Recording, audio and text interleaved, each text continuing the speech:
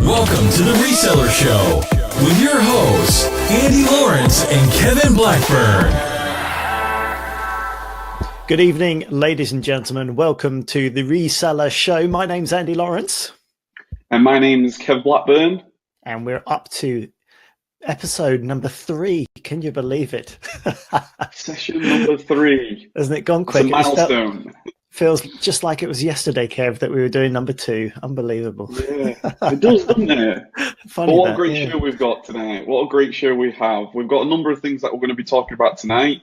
A number of topics about cancelled orders around this time, Q4, private label, selling stuff from your home. We've got loads of different things as well as news as well. So looking forward to this one, Andy.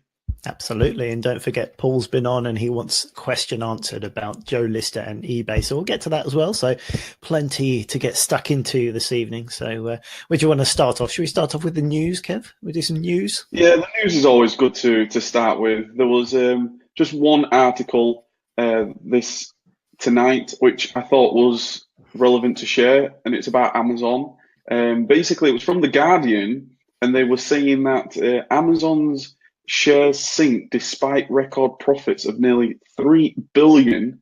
That's 3 billion in 3 months. That is $1 billion a month profit. Can you believe it? Holy shamoly. That's a lot of money, isn't it?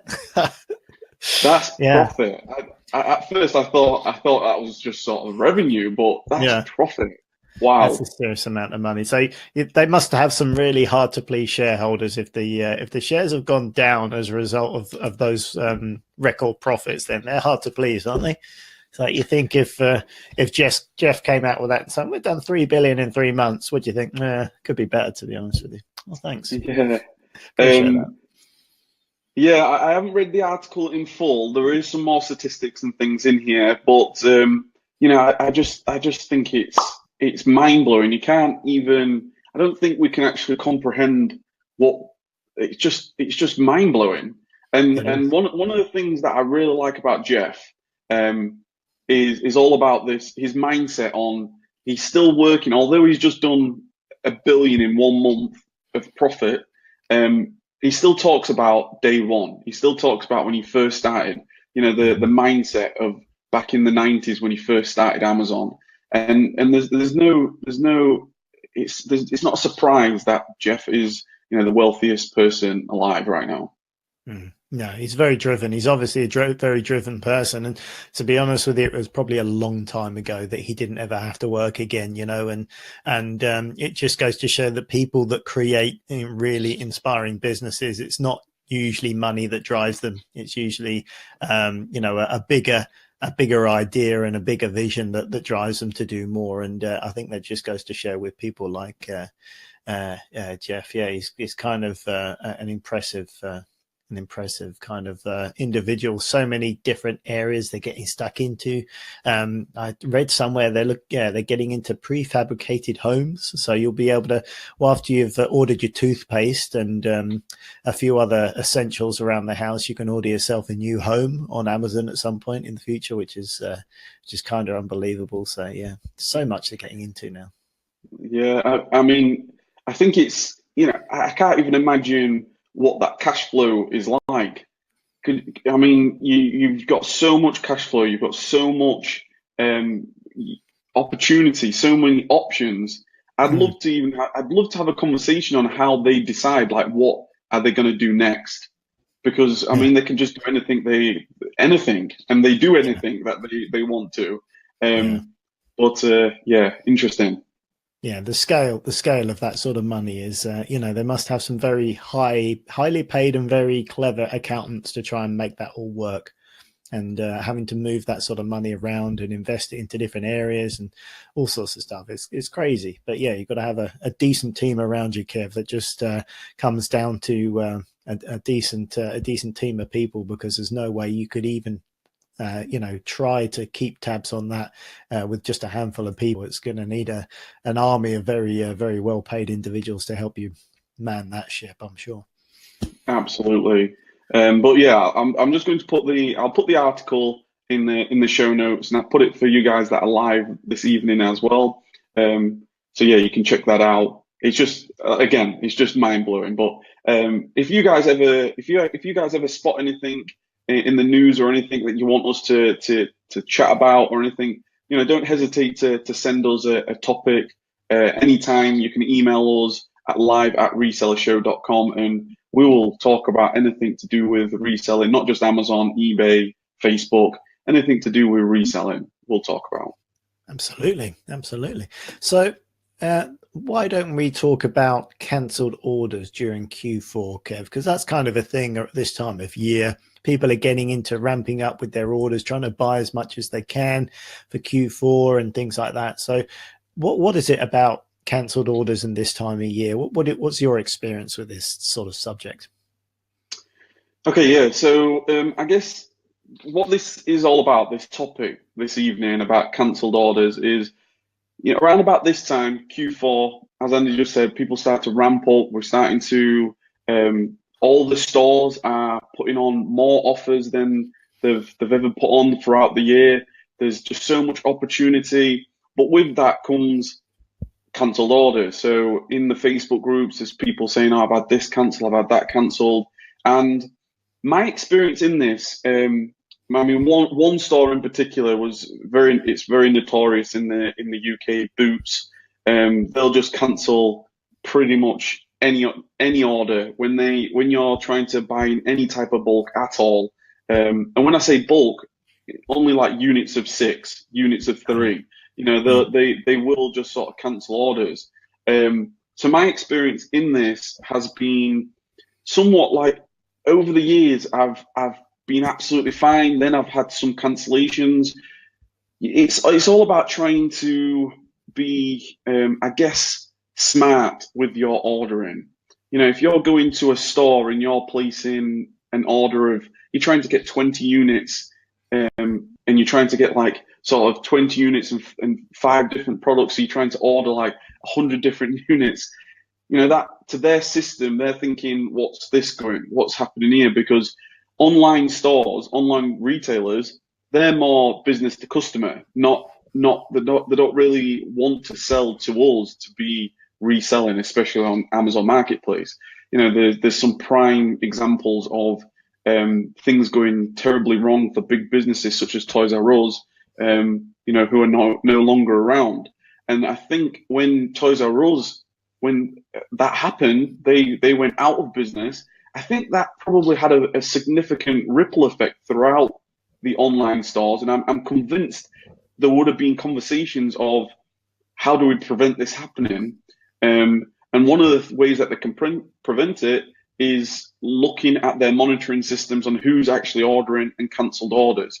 So my advice to anybody really all the time is try to be a little bit smarter when it comes to, let's say you want 20, 30 different units of one particular item. Try separating that across a couple of orders just to make it look a little bit less, why is this person buying in bulk? Have you had much experience in this, Andy? Because I mean, it doesn't really apply to wholesale, because wholesale, you can pretty much order everything that you want. Yeah, it's kind of the opposite with wholesale. They want you to order more and more and more, so you don't really get that. But I've done my fair share of online arbitrage. I still get in there from time to time, and when I get a chance, I've certainly in the past had some issues. Back in the day when Toys R Us was in full swing, I remember this was probably over a year or maybe 2 years before they actually went out of business. I ordered quite a lot of a particular product. I think it was a SpongeBob Monopoly set. I think I ordered a few boxes of them, and I got a call from a guy, and he said, Andy, we're not sure what's going on here, but you seem to have bought our entire stock of SpongeBob Monopoly sets. I said, okay. And he said, we kind of don't like that. I said, I thought you'd be happy to make sales. He said, but the problem is, if you buy all of our stock and people want to come and buy that and they can't buy it here, they'll go to Argos and buy it there, or they'll go to Amazon and buy it there. And that's not what we want. We want to keep the customer on our site. So the fact that you've bought all of it has raised a flag, because we weren't expecting to sell out when we did, because you then made a massive order. He said, so I kind of was nice to him and we had a chat, and he just said, I think in the end, he said, actually, he said, I'm looking on my system. We've got a replenishment through tomorrow. So he said, I'll wait. Put the order on hold until tomorrow, then I'll put it through. And I said, okay, thanks.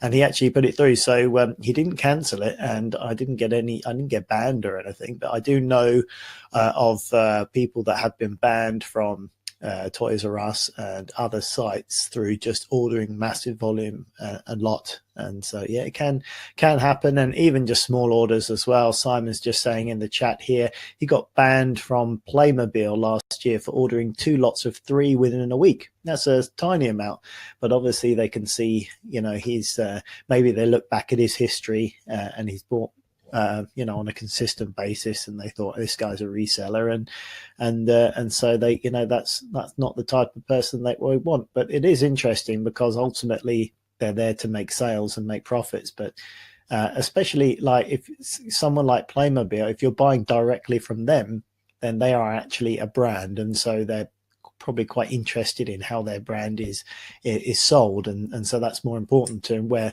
Whereas an actual sales site is probably it's a slightly different concern of theirs. But ultimately, yeah, you've got to be smart, like Kev says.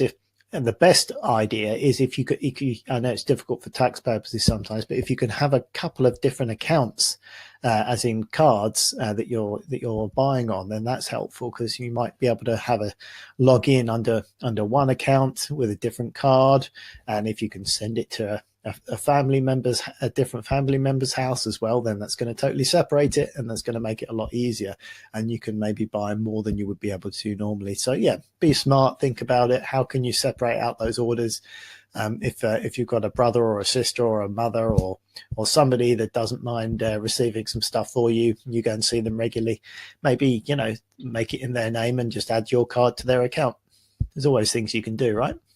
Exactly. And like you just said, I think there is 2 ways of looking at this. There's the bigger picture, and we've just mentioned Toys R Us, and ultimately, Simon mentioned their Playmobil. They're thinking longer term. What is happening with their brand? Also, I'd imagine some of these brands, they may at times put promotions on where they're not making an awful lot of money, maybe, and they're just trying to get a little bit more, promotion, and getting ultimately more customers in through the door. If they put this particular item on sale, a customer may end up buying 2 or 3 other things as well. So I think there's a bigger conversation to have with brands. I know certainly over the years we've as Andy just mentioned, we've had multiple accounts. We've got multiple cards that we spend off. There's different things that you can do. There's also, you can think about how often you are at a store. Like, what we'll try to do is, like, we'll try not to place like Monday, Tuesday, Wednesday, Thursday, Friday, order, just because that doesn't really look like a natural customer. We'll maybe go, right, okay, we've placed a big order, like maybe on a Monday, let's leave it until sort of next Wednesday or something. And I know it's difficult because there's a lot of things that go involved in terms of, is the product still available and things like this. But it's one of those things that, unfortunately, for online arbitrage, that is always going to be one of, I guess, the hurdles that we have to navigate. And I guess, I think Simon just mentioned there, do you use your name and your home address or a company name and address? We don't put our company name on it. I use my name. Home address, because I've got a billing address and I've got my warehouse address. That can cause an issue in itself as well. Hence why there's a number of redundancies that you can put in within your system to ultimately protect you. Because if you think about it, if you've got an online arbitrage business, there's 2 major concerns that we have as online arbitrage sellers, especially if you're at a point where you've got a business and you've got maybe employees, warehouse expenses, etc. You've got, ultimately, is Amazon going to take away your account, which is a big problem, obviously. Or are the stores going to start sort of cancelling all orders across all your suppliers? Now, with Amazon, obviously that's just one-legged stool. If they cancel your account, you're done. Like there's nothing you can do.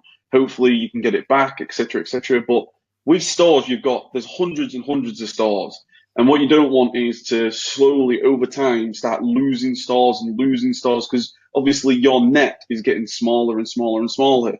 So there are multiple redundancies that you can put in, like I said, using different cards, using different accounts. We've opened different accounts, not just in my name, but also maybe Kylie's name as well.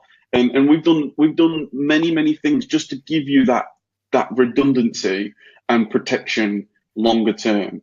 But yeah, I think, to be honest with you, Andy, I do think that everything is going more towards wholesale, really. And I think all of us, in the back of our minds, I think all of us have to have a goal of moving into wholesale, because ultimately that's more of the traditional, the wholesaler wants to sell to a business, whereas maybe a retailer, maybe Disney doesn't really want to sell to us. They want to sell to customers. So I think it's one of those things. I think it's one of those things that we're going to have to navigate as much as possible, really. Yeah. Excuse me. Yeah, I think it is really. It's one of those suck it and see type situations. If you can do something about it, then it's definitely worthwhile. I mean, online and retail arbitrage are great ways of making money on Amazon, and it's good to diversify. If you're already an online arbitrage seller, then looking at wholesale is definitely the thing to do. Also, similarly, if you're into wholesale, you got some wholesale accounts, it's good to get into some of the arbitrage stuff, especially at this time of year. You can flip through some very decent profits, and if I have time, I'm always jumping on and seeing what I can do in the shops as well. If I'm out in the shops and my beautiful wife wants to go and spend some time in the makeup section or something like that, then I'm heading for the toys. I'm heading for the toys. And then she's not really surprised if I bring back a shopping trolley and it's filled up with I don't know, some Nerf guns or something like that. She just rolls her eyes and says, "Okay, we got to fill up the car again." But what I will say, it is interesting on the approach from different stores. It really is interesting. I mean, I've had a manager.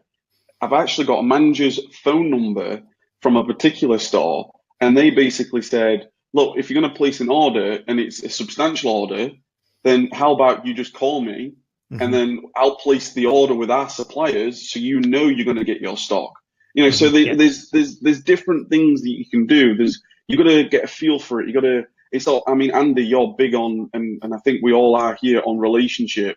If you're doing RA, for example, I know when it comes to retail arbitrage and you're going in and out of stores, you're very quickly going to be known. Who's the guy with his phone out scanning things? That's the time to really get to know the manager, the supervisors and things, and befriend them, because they might find a deal for you, and they just put it in the back and like, "Look, we've got a deal here for you." So there's many things, but that's the enjoyment of reselling. I think it's one of the things that make it so exciting. Yeah, and the more places you go to, the more situations you put yourself in, the more opportunities present themselves. It's always the way. So if you are out in the shops, then engage with the people, engage with the managers and the assistant managers, and smile at them and chat to them and be curious and ask questions and build up that dialogue, because you never know how the conversation goes. And all of a sudden they say, "Come over here, you might be interested in this, because I've literally just slashed this down from 34 to £5. It's probably worth it." You scan it. Oh yeah, it's amazing. And then all of a sudden, I've got loads. We've got to get rid of them. We've got literally a pallet load in the back. I tell you what, I can probably take a bit more if you take all of it, because my area manager's been giving me loads of grief to get rid of it. And all of a sudden, you could be looking at thousands of pounds worth of profit just by having a chat with someone. In fact, this happened to me, not exactly that, but this situation happened to me just 2 days ago. We're in town with my wife. We popped in. What on earth did we pop in to this supermarket type of store? I can't remember. It's irrelevant, but we popped in for something specific. and there was some toys there.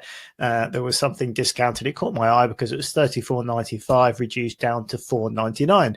So it's like, that's a massive discount. So I picked that up straight away and got my phone out and just opened the Amazon seller app, and then just scanned the barcode, and it's got a decent rank.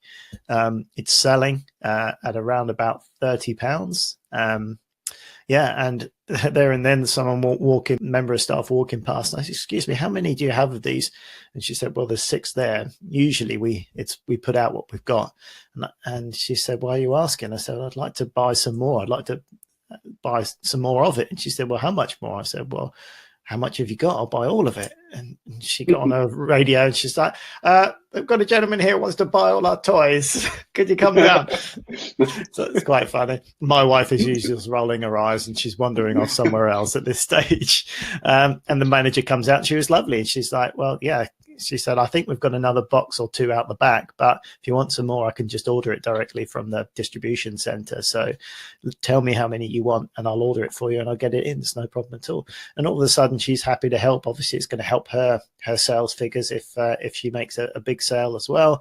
And, all of a sudden, potentially I could get access to bulk of anything in that shop. I could walk around there, find some other stuff and say, right, I want, a pallet of these, a pallet of that. And she'd be making orders on my behalf, storing it at her substantial warehouse around the back and just leaving it for me to come and pick up. So all of a sudden, another really interesting situation. And exactly. And Simon just put in the chat here as well, saying that he got to know some of his local Smith staff and they point out deals to him. So, relationships is a big, big thing. I mean, one of the things that you don't get really when you're in online arbitrage is you're just placing orders through a computer screen. You're not talking to anybody. That's one thing that is good when it comes to wholesale and retail arbitrage. You're making relationships, making some friends out of it. And it's interesting on what opportunities you can create. Oh, for sure. If you got out the house and made a point of getting out the house, time permitting, and making things happen, things will definitely happen. I'm a big believer of that. You just end up somewhere. And look, I put something on my Instagram a few weeks ago. I was in a garden center, pallet of stock just left in the middle of the store, still had the shrink wrap around it. The packing slips just sat there. So of course I got to have a crafty look in the packing slip, and it's got the distributor's name and address. And so the phone came out and took a few pictures and another one to investigate and to look at. And so I've got the address and everything. And I'm convinced I saw that on your, I'm sure I saw it on your Instagram or something, the Wholesale Ninja. That's it. That's it. I'm going to rebrand myself to the Wholesale Ninja. That's what I do. I go snooping around other people's pallets and stock. And if you leave a pallet outside your warehouse, I'm going to be there. I'll sniff it out and I'll find it. Brilliant. Yeah, this is what it is. But if they're making a profit, then maybe I can make a profit. And if they don't mind me perusing their paperwork briefly, then you never know what you can do. So keeping your eyes open and just seeing what's available and speaking to people and just being curious. This happened in the works as well. I managed to find the name of the supplier of the books where we've all got a works in our town, and they get their books like from a remainder agent, and I sort of had a chat and ended up finding out the name of them. So it's easy when a lot of these guys, they're not company men as such. They're just they work and they do their job, and they've got no reason not to tell you where it's come from. If you get to asking them in a roundabout way, then it's kind of that's fine, And he told me so. I've scored a lot of opportunities like that quite easily through being in the right place and being curious and being friendly and non-aggressive and just being friendly, and it's amazing what you can get to. So definitely a good golden nugget for this evening is to build relationships, be open-minded, be curious, and start the conversation. And it's amazing where you get to. I think you'll find every single time doors will open up and opportunities will come. So that's the golden nugget. Become a ninja. And become a ninja, become a wholesale ninja. For sure. Well, I think in terms of cancelled orders, like I said, I think it's just a case of trying to be smart about it, and it's just a challenge that we have to overcome. Yeah. But the second topic, Andy, tonight, and the topic is another thing that was in one of the Facebook groups. And you're welcome to join the Reseller Show Facebook group. Please do. It's there to join the community together and communicate and talk. But one of the things that I spotted in the masterminds this week was to do with, it was a new seller, and he'd basically sourced a product, made it for sale, and unfortunately he'd made a product for sale that was basically a private label product. And the owner actually complained to Amazon, and Amazon gave them a policy notice saying that there's been a complaint. So really this topic is a great topic for maybe the more of the beginner sellers, the newer sellers, just to talk a little bit about how can you prevent that happening. Is there any telltale signs, Andy, on, you look at a product and you go, this is a great big red flag. What is it that you look for? And I think it would be useful to get that out into the community. Yeah, there's a few things you need to be careful of. Firstly, if you're looking at an item on Amazon, just be aware of how many people are selling the item. If it's one item and it's a branded item and it's called Wholesale Ninja, for example, and it's being sold by Wholesale Ninja, then it should ring very big and loud alarm bells, because that indicates that someone has branded something and it's the same branding seller, and often it's just one person. There's one person on the listing, and you need to be careful of those sort of scenarios where there's not many people. If it looks too good to be true and like there's just one person there, you've just got to double check and take a minute and say, why is there only one person on the listing, and see if there's any correlation to the product and the item, and maybe you can click on that person and see what they're selling. And if it looks like they're the only person and they've got some connection with that product, then I would be very careful, because you don't want to get into that situation. There's tools as well that will help you. FBA multi-tool is something that is a useful piece of kit. It's a Chrome add-on. I think it goes onto other browsers as well for Mac, and that has a private label detector on it. And so when you go onto an item that has got like traffic light system, whether it's green, amber, or red, and that has a set of a lot of different points that it will check for you. And if you're not that experienced, that will bring that up as well. So something to think about if you're looking at that sort of stuff. But what sort of what tips do you have, Kev, for trying to swerve the private label trap, so to speak? Yeah. So I suppose where I'd like to start with this is from the side of the private label seller. Really, I wish the private label sellers out there would be kind enough to send messages to, we're all a part of the same community. We're resellers. So, if I have a private, and this has actually happened, I've got a private label product myself, and somebody came onto that listing. And instead of just going straight to Amazon and sort of saying this person's in breach of copyright this and copyright infringement this, I don't want to put anybody in trouble. A lot of the times nobody's doing it maliciously. I sort of wish that people, because if somebody come on mine, just send them a message and say, look, this is a private label product. Can you please remove your listing? And a lot of the times they're very understanding and they say, oh, I'm so sorry about this.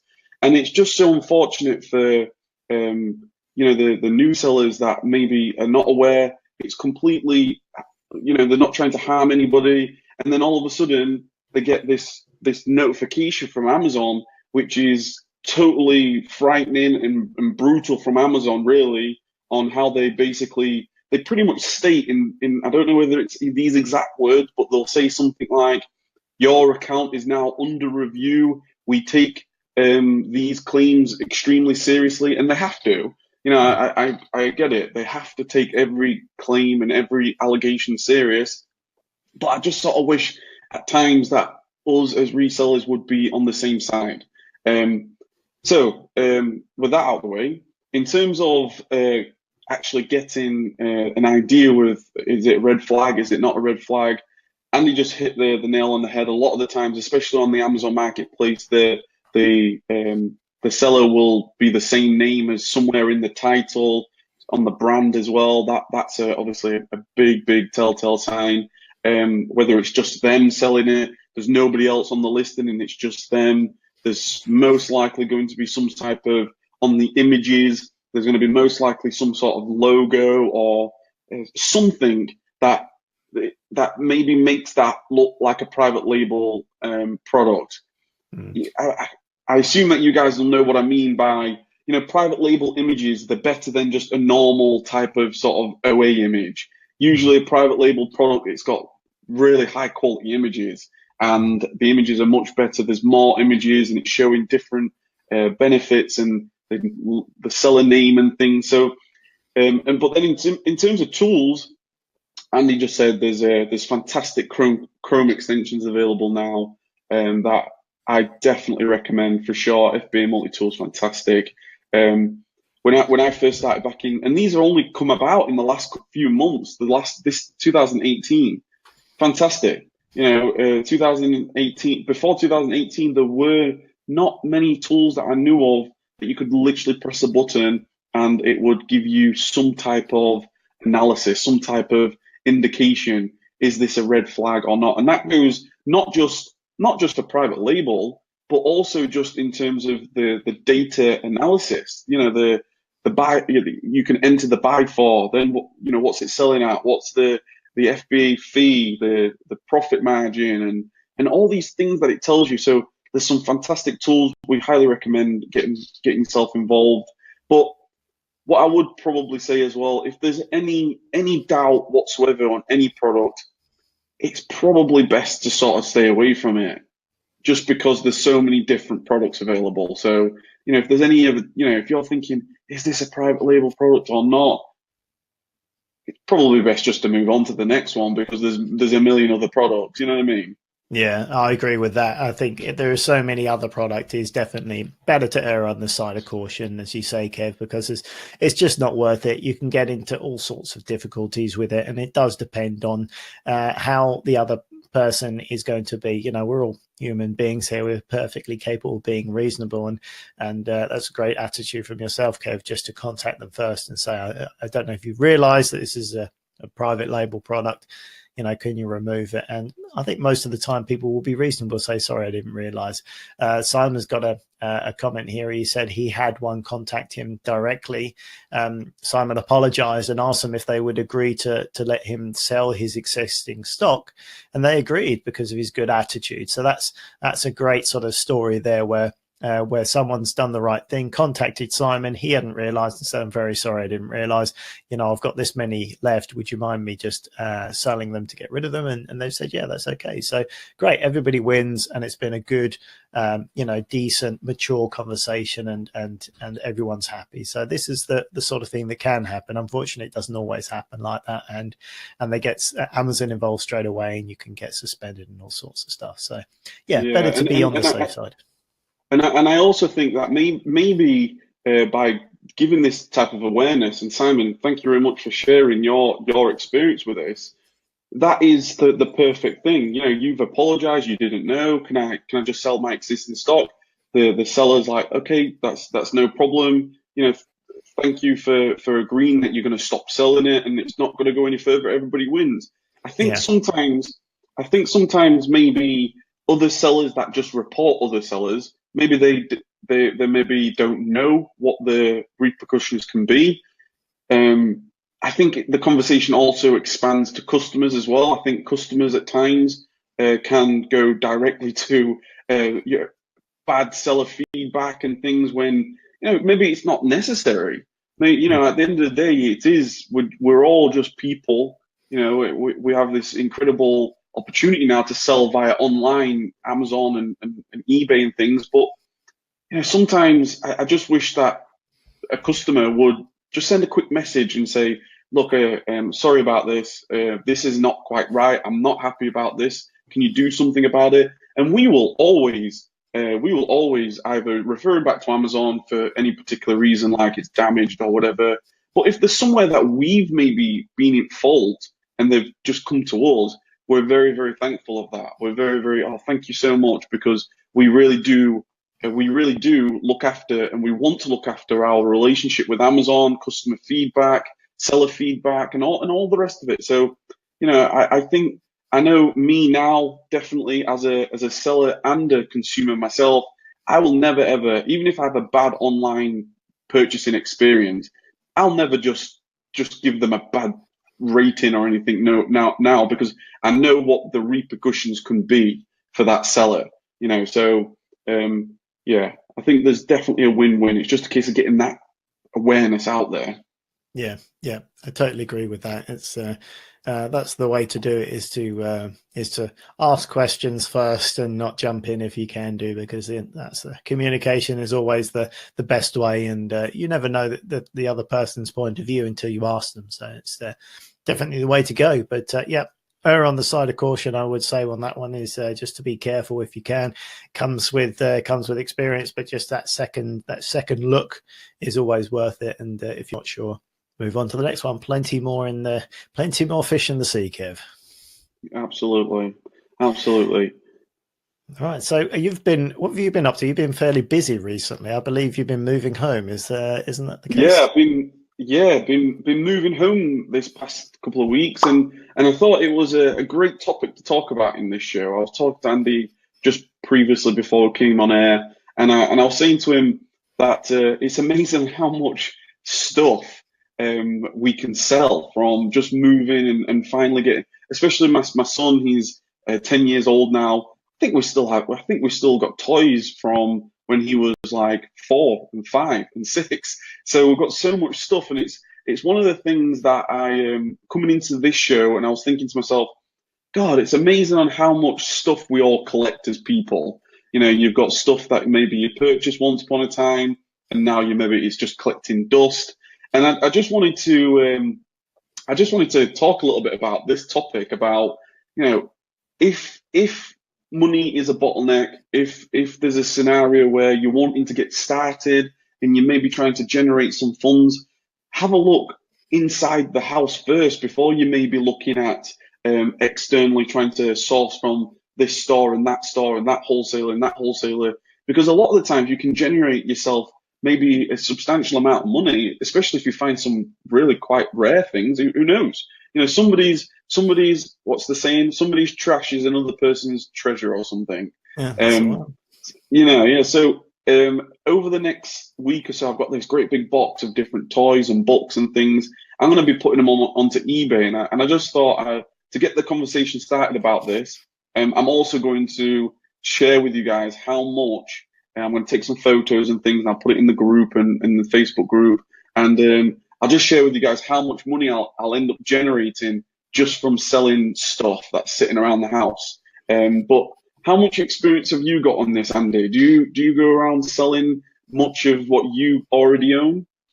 I definitely should. And in my mind, I have, but I must admit, I struggle to find the time. I've got a load of stuff allocated to sell that I know is worth it. And I know if I put it on eBay, it's going to sell and I'll make myself some money.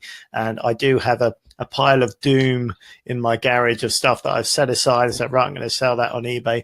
I just haven't got around to it. I'm absolutely guilty of it. So maybe I should as well. Maybe we should have that as a task to get stuck into some eBay selling. But you know what we should do? I'll set it up for another time that we've done in the wholesale help community in the past, and is have like an eBay selling challenge, which is always a bit of fun, and set like a set amount of money, like £20 maximum, and then go out to like a charity shop or somewhere like that, or a car boot sale, that sort of thing, and see if you can find just one decent item, and then sort of take a picture of it so you can post your entry in the Reseller Show group, and see who can make the most money of the one item that they can find, because that's always a bit of fun. Oh, definitely. That is definitely something. And just a quick sort of origin story from myself.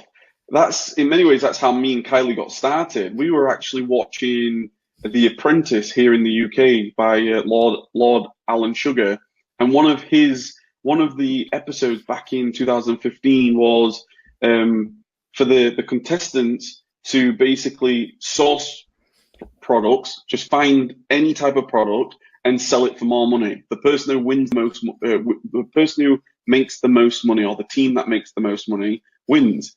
And that's something that we did with the family. We basically watched the episode and was like, wow, that'd be really interesting. How about we all allocate ourselves £10 each, and then let's see what money we can make. And I ended up, that was my introduction to reselling. And that's how everything in my journey started, because I ended up going to Sue Ryder, a charity shop here in the UK, and I ended up finding these, you can find some really good stuff in there, finding these porcelain birds. And the reason why these porcelain birds took my mind was they were like, it was like really, it was like fine art. It was like really exotic colors, and it was like a date stamp on the feet and a signature and things, and they were 75p each. And I was like, I'm going to take everything that they've got. I had no idea.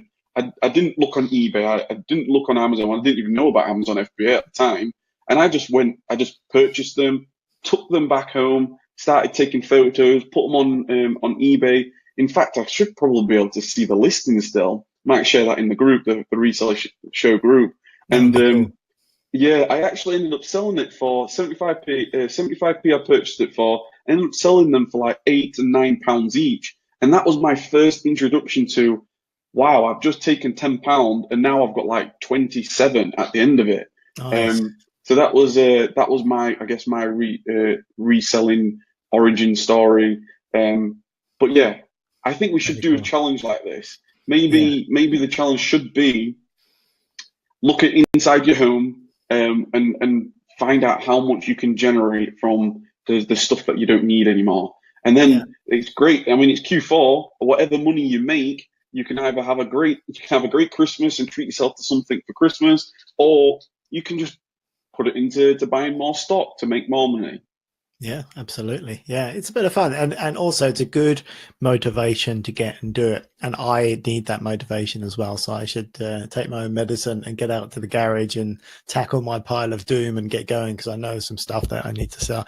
And also, I'm a buyer. I love to buy, and the buying part of buying and selling is my most favorite part. And I'm always finding bits, and I can't usually, if I'm just out and about in town, I've struggled not to walk past a charity shop, because you never know what's in there, and you walk past, there could be something amazing. So if I've got time, I'll always just stick my head in. And the amount of things last summer there was 3 brand new irons in this charity shop, and they were brand new, and they were selling for like £35 each on Amazon. I just scanned them and I'm like, yeah, and I can't remember what they were selling them for, a £5 or something each. And so I just stacked them up. So right, I'm gonna have all, and she's like, you're gonna buy 3 irons. It's like, well, that'll keep me going for 20 years, these irons. I'm buying them all. And it's just, I get so much satisfaction out of doing that, and okay, it's you're not turning over massive volume, but it's just as much rewarding to find something like uncovering gold. And I get a big buzz out of buying cool things like that. I remember it like it was yesterday. I was at work, and I'd put these posts, because it's so exciting to put your listing up. And at the time, I knew nothing about Amazon FBA or anything. I just thought eBay was the place to sell stuff, and I just put it up there. And I just remember that sound on your phone, that ching sound, and it's just I love it. It's brilliant. I love it. It's a pity. Says, well, there goes his wife's jewelry. Love it. She'll never notice. She's got too much anyway. Don't worry. Yeah, it's I often think it's a pity that Amazon doesn't have the ka-ching app, the cheap ka-ching sound, because I just have it on just so I can hear it sort of like all the time. It would be quite nice, although it would probably get annoying, but it'd be nice to have it all the same. Yeah. I mean, that is one thing with Amazon, with the notifications in your Seller Central. Like, they'll notify you for everything. And at the start, it was really, really exciting at the start, because you're listing your first product, and you'll get an email notification, and it'll go, your listing has been created, and you're like, oh my God, my listing's been created. And then I always remember that first shipment being picked up by UPS. I've still got a picture of the first box, and when it arrives at the fulfillment center, it says receiving, checked in, and then receiving. and it's like, oh my God, it's receiving now. Now it is there live. And I just love those notifications. But it does get to a point where it was like, oh, like I don't want to know an email every time we list something, you know. But that's maybe I need to go back to this is why I want to do this eBay thing and just start back on eBay and just have that feeling again. And I'm gonna, like I said, I'm gonna document it for you guys in the Facebook group. I'll show you guys how much money we've managed to generate from just random stuff around the house. All right then. So let's do it right now. It's Monday. We're going to get together again next Monday. So let's do it. I'm going to commit to tackling my pile of doom in the garage, and I'll take some pictures of what I'm going to list, and you can list them and on yours as well. And we'll have an update, and we'll see how we're getting on, and we'll compare notes this time next week. How about that, Kev? Absolutely. Challenge accepted. And Simon can join in with his wife's jewelry as well. Anyone else who's listening to the podcast can join in. Get into that pile of shame. If you haven't been in the loft in a while, get up into the loft, get into the garage. There's loads of stuff. You know, there's loads of stuff. Get into it. Get it listed. Take a picture. You can do it all on the app these days. It's very quick. You know, don't even have to get on the computer. You can do it all on the app. Get it listed, and it's just for fun, wouldn't it be? And we'll see what we can generate, and we'll figure out a prize. Who can generate the most money? We'll figure out a prize, I'm sure. Yeah. Just be careful not to sell something that your wife does want. No. Don't blame me if you do sell your wife's jewelry. That wasn't an instruction, Simon. That was a joke.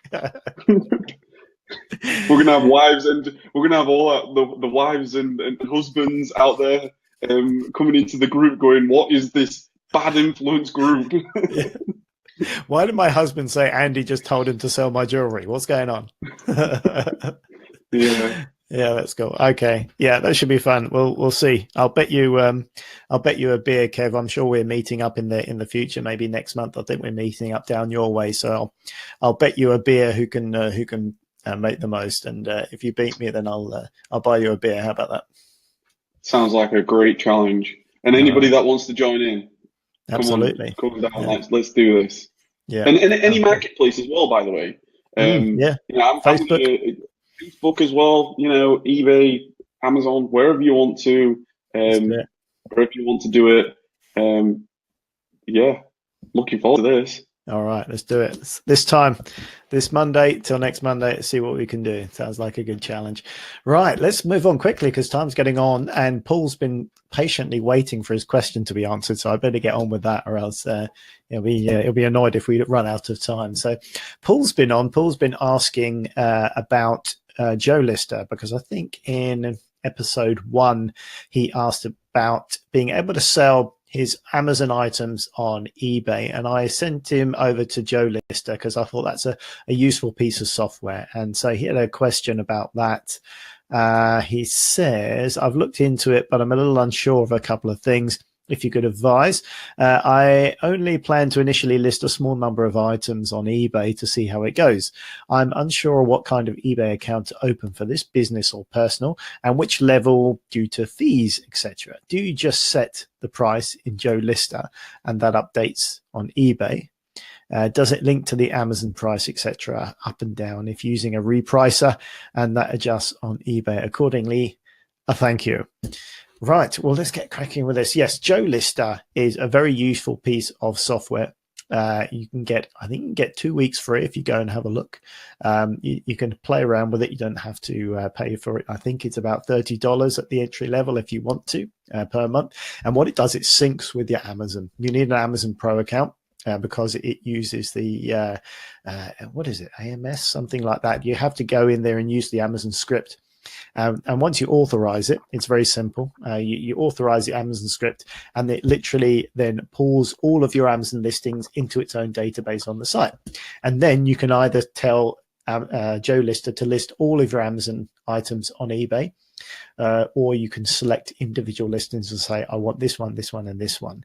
And what it will do, it will work out based on how much you're selling on Amazon, it will work out the price for you and make sure you get the same profit it knows the eBay fees and it will price it accordingly. So you make the same amount after all the different fees and everything else like that. And what's really cool about it, when it sells, it actually automatically sends a manual fulfillment order to your FBA account. So it fulfills it for you at the same time via the manual fulfillment option. So you literally, it's totally automated, just like it would be on Amazon. So something sells, you get a notification it's sold, and then you get another notification from Joe Lister saying that it's being dispatched via your manual fulfillment option. So it's totally manual, and it's totally automated, and it works very well. So the idea is the money that you get out at the end is exactly the same as you would if you had just sold it on Amazon. In terms of what you want for eBay, if you're going to be opening an eBay account to actually sell, then you may as well open a business one. If you just want to have a play around with it, you can open a personal one, because you can upgrade to a business one later. All it's going to do is ask you some more information about the name of your business and things like that. So you can open a personal one and then upgrade it later, but you may as well do it if you've got the time. You may as well do it as you mean to go on, so to speak, but it doesn't really matter. It's much of a muchness. So yeah, in terms of level, just to open a normal eBay account. You don't need a shop to begin with, just a normal eBay seller account. Open it up and get cracking and see how you get on with it. But it certainly is a big time saver. Obviously, listing your entire stock from Amazon or eBay would be very time consuming. So using something like that to drag them all, it actually creates the image, it populates the image for you, creates the listing text very nicely. It looks really good. And you can add an additional caveat to the bottom. There's a little area where you can add that roll out on all your listings, and just say, please note that some eBay items may be dispatched from our Amazon stock, something like that. So they're expecting it to turn up in an Amazon package, because obviously it's being dispatched from Amazon. So they're ordering it on eBay, but it may turn up in an Amazon box. So just a little thing at the bottom of the listing. If you edit it in one listing, and then it will sync to the rest of them. So it's quite straightforward. And just say it may come from Amazon, come from our Amazon stock. It's quite straightforward. I've never had a problem when I've used it in the past. So yeah, have a go. Yeah, Paul, that's what I would suggest. Have a play with it. Use the 2 weeks free. See how you get on with it. Open just a normal Amazon eBay seller account. Link it up and see how you get on. Play with it for a few weeks and let us know how you get on. But it's a useful tool, and certainly it helps you get all of your stuff onto eBay to have a mess around with.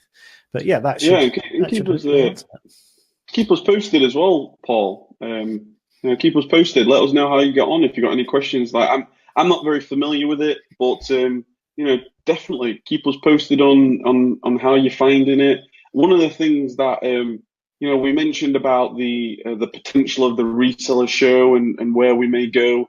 I would love to one day, maybe, who knows, do other type of playlists and maybe little tutorials and things, how to do these things. Because this Joe Lister, I've never heard of it before, but it'd be fantastic if maybe one day in the future Andy does a quick little tutorial or something very useful out in the community. And but yeah, absolutely.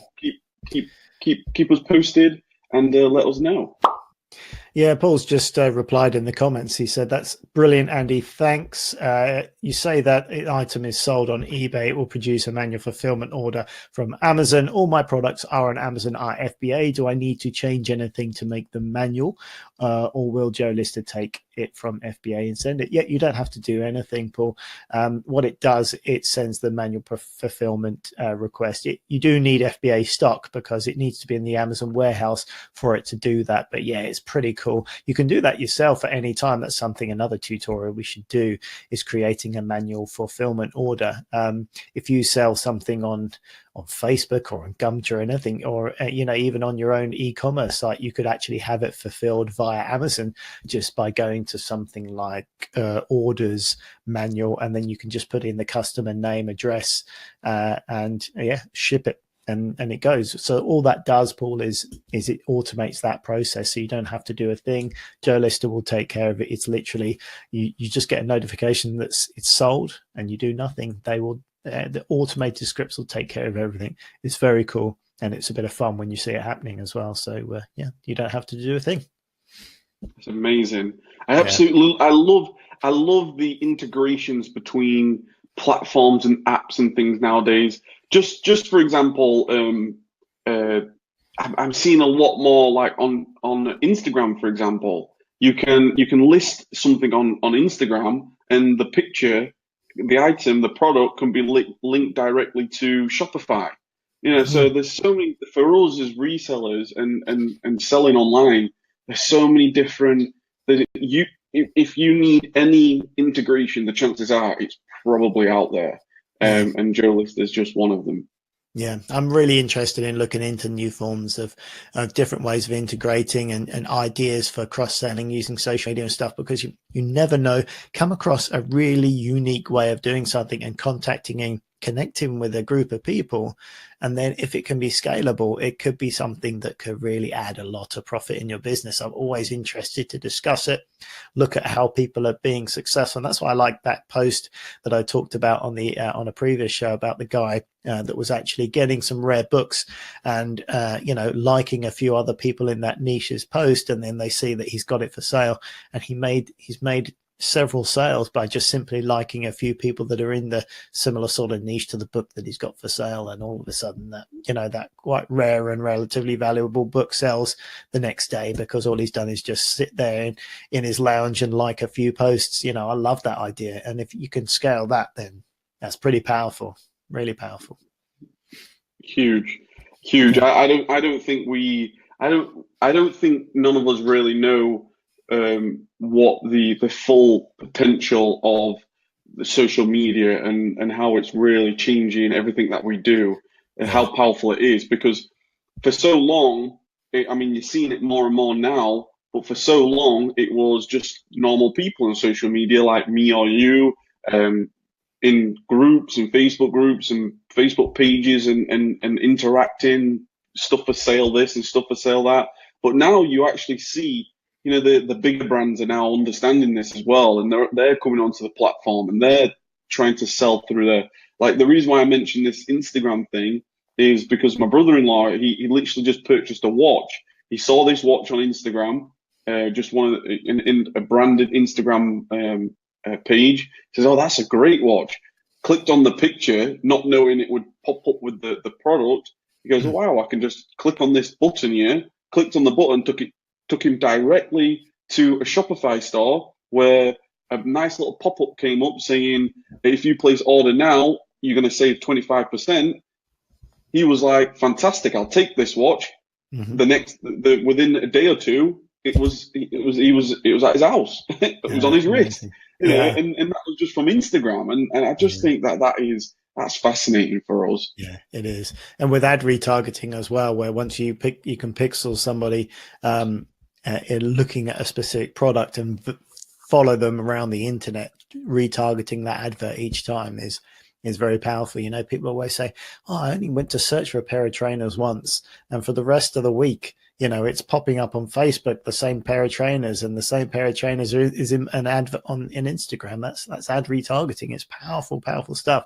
And if you're good at that, then there's a whole load of money to be made. But lots of things to explore and to look into. So looking forward to what we can open up, Kev, in the coming weeks and months, and really delve into some deep dives and some things. It'd be cool.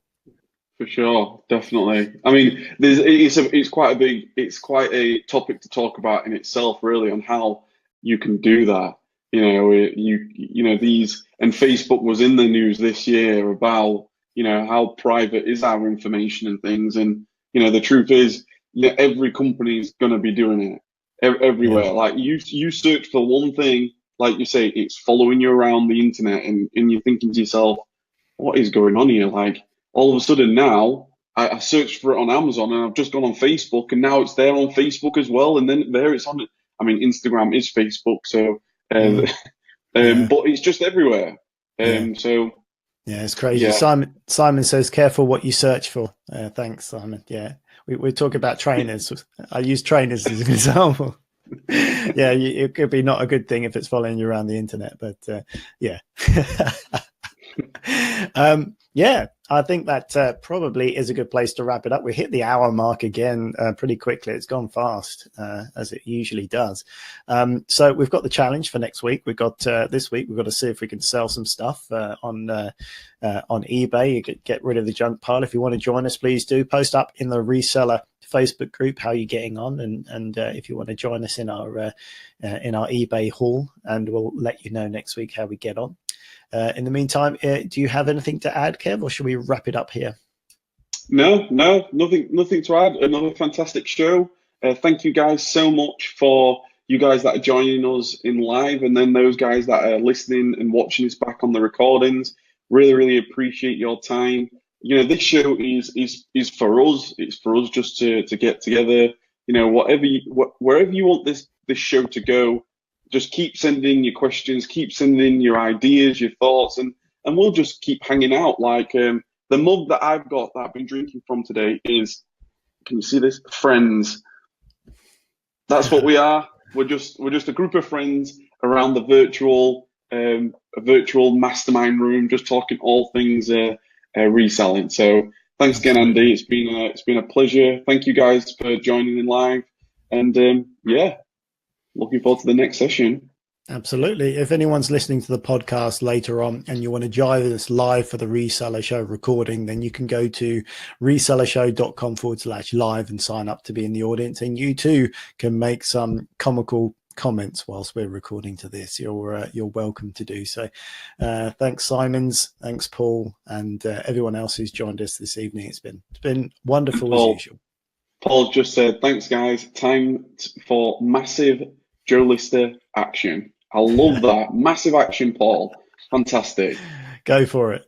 Keep us posted how you get on. Take care, guys. All right. See ya. See you next week. Welcome to the Reseller Show with your hosts, Andy Lawrence and Kevin Blackburn.